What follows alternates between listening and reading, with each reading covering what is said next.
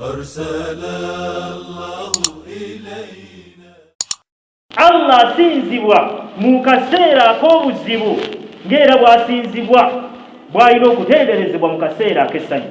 Kyobula abamu tubadde mu mbeera eyo n'ebyesola tabiriiko, ebyokusiba tabiriiko, abamu abazadde mufunye omukisa mubeereko n'abaana bammwe naye temulina kye mukoze. Inna ma'a al-usri yusra. Allah atugamba mu Qur'an nti mazima ddala ewali obuzibu wabeerawo obwangu.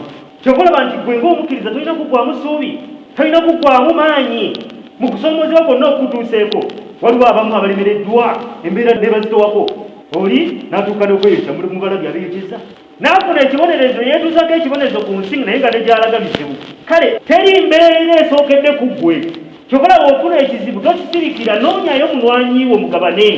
Naye omuntu bw'atuuka okuba nti yejja mu nsi, yejja mu bulamu obw'ensi ne yeetuuka ne yeeyokya, kusirikira kizibu naye nga yeerabidde nti waliwo abaabifuna, naye Allah subhanahu wa ta'ala nayo yisaabu.